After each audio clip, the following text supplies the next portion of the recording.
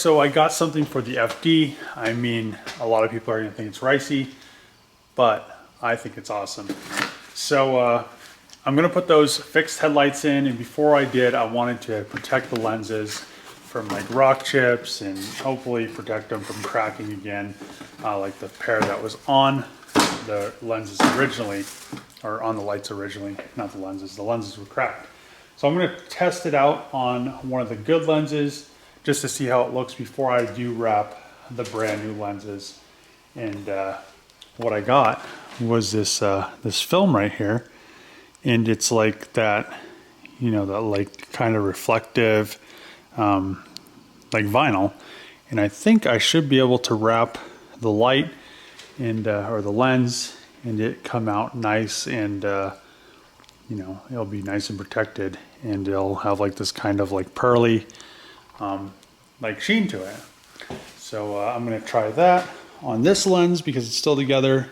Hopefully, you know, hopefully that's wide enough to do it in one like pass, and then maybe tonight I'll put the fixed lights in. I didn't want to do it until I made an intro, but since the whole intercooler issue that I have going on, this intercooler is pretty much done. It really doesn't hold boost that well. Actually, it doesn't hold boost at all. Car makes 10 PSI still, but it's blowing a lot of boost out of that big crack. I was thinking about using that Gretty core right there, but I did have like an epiphany.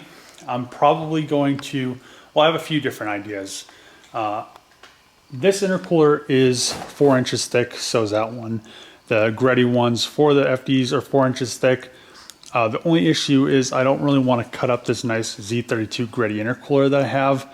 I got it for cheap, but the thing is it's a nice intercooler. It's tube thin, and one thing that kind of deters me from cutting it up is the whole end tank situation on this side.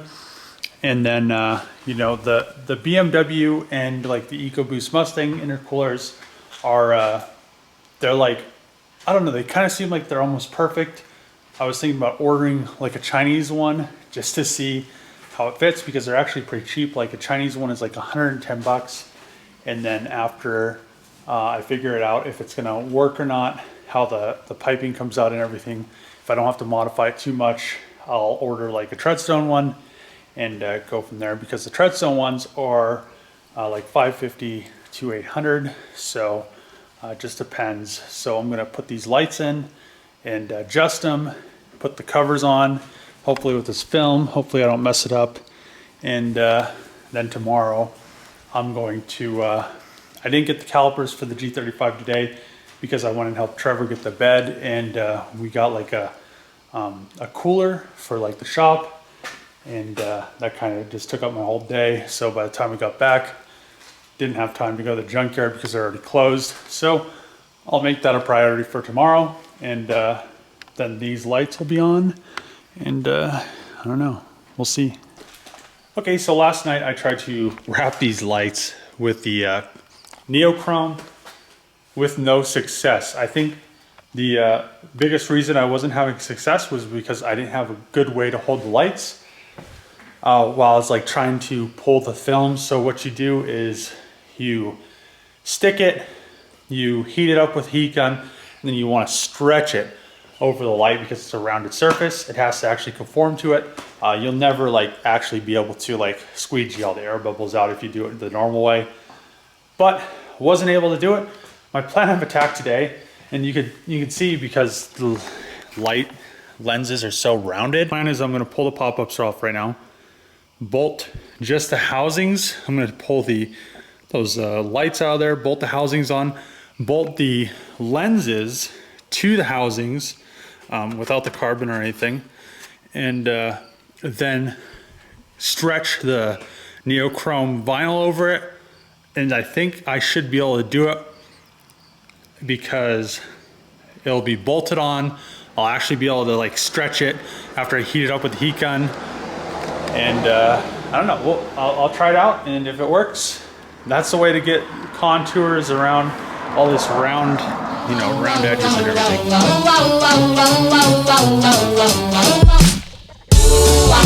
Baby, you're the one for me. for me. I'm madly in love with you. Baby, you're the one for me. Baby, you are. I'm madly in love with you. Baby, one for me. Baby, you are meant for me. I'm madly in love with you. Baby, one for me. Baby, meant for me. Okay, so wrapped one of the FD lenses and put the light in. I think it looks really good. First time wrapping, I kind of had to give myself an education and use quite a bit of wrap to get this one right. I probably, gonna have to order some more wrap to do the driver's side headlight, but I do like how it came out because it did come out very well, and I think it makes the car look really good. So check this out. So no pop-up love here. Look at that, the carbon. I still have to adjust the light, and I'll do that tonight. I need to make it so it has like a low rubber grommet, so no like dusties get in there and seal it up. But I think it looks a lot better than the whole pop-up stuff going on. So now I'm gonna go pick the Audi heads up. They are at the machine shop. He said that they're finished other than one exhaust valve he didn't have, so I need to order one from Audi. Other than that, I should be able to put one head on the engine and order that exhaust valve from Audi today.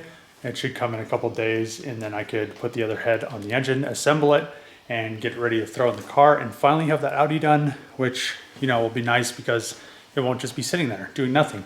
All right, so I got that head that's freshened up. It was the good head. He just cleaned it, redid the valve seats and all that stuff. Okay, so I need to see if these, the 06 calipers actually bolt up to the older bracket because they have larger rotors, and I want to use those rotors because these ones are kind of done. I mean, they're not, I guess, too bad, but that'd be nice because they're actually like, I think they're slotted or drilled or something, and then they'll be like 14-inch, I think is what the rotors are, and they'll have a little bit bigger caliper. So you could see that caliper's actually quite a bit bigger. And here it is, the 06 caliper, the larger drilled rotor off an 06, and it spins, everything bolted up. It bolted to the bracket. Doesn't seem like anything's rubbing. I pushed the dust shield back a little bit, it was rubbing a bit. And then so bleed the brakes. I still need to do the driver's side, but I mean, if that works, that's a lot larger rotor than that was, so it'll definitely give me a little bit better braking power. Okay, so the brakes are all done on the G35.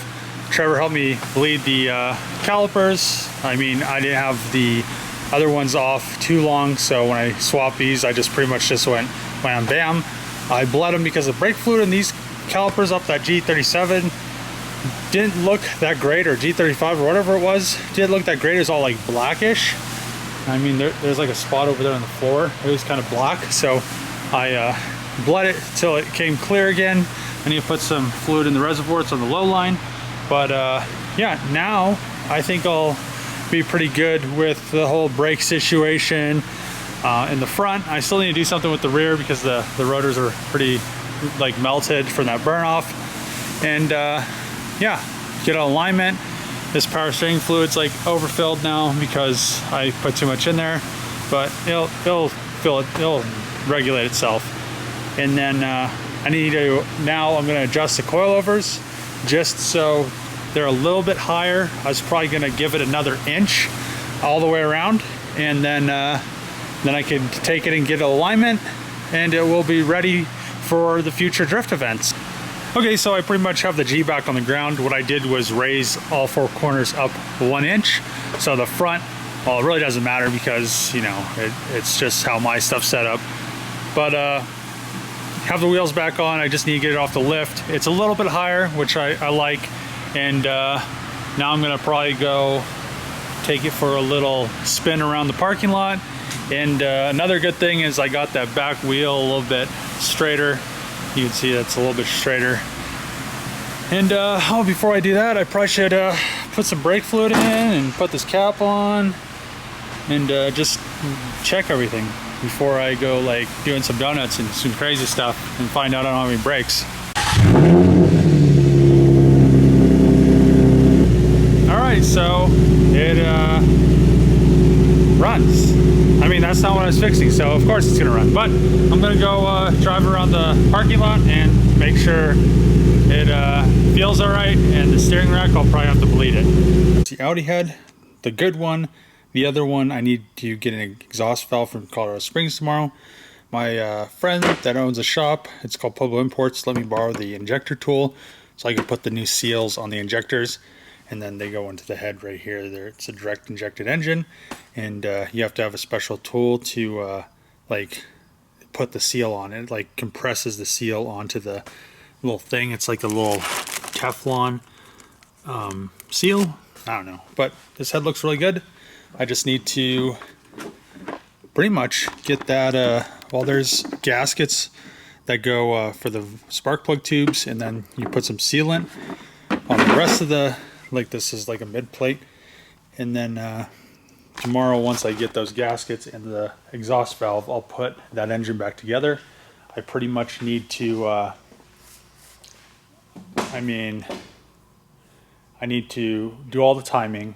I need to bring my, like, I have the lockout tool and some other things, and I could pretty much put the whole engine back together and maybe get it running tomorrow. I'm not exactly sure how far I'll get, but you know, it's kind of, I'm kind of pumped because then this Audi will be finally finished after all this time. It'll get rid of some totes out of my container, just random Audi stuff.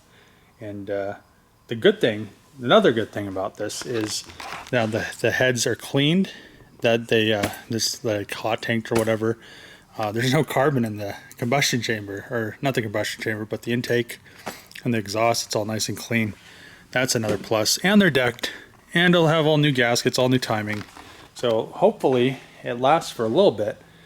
I mean, hopefully it lasts until it builds carbon up and does something dumb again, and I won't have it by then. It'll be gone. I'll be pumped, and I'm not exactly sure if I'm going to use this block that I got from that guy. He said it had 85K. Mine has 100,000 miles. It looks pretty good. I just, you know, I need to pull the pan anyway to pull that rear cover to do all the timing. So I'll see. I'll look at the, I'll move the rods, make sure there's no excessive play. If there is, I'll just use my engine that's in the car and go from there.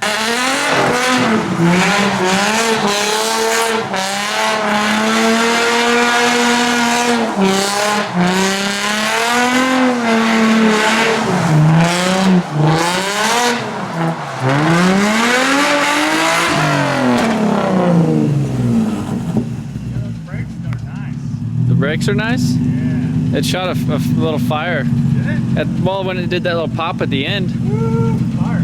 Okay. All right, I'm done. Are you done? All right, good night, Dave.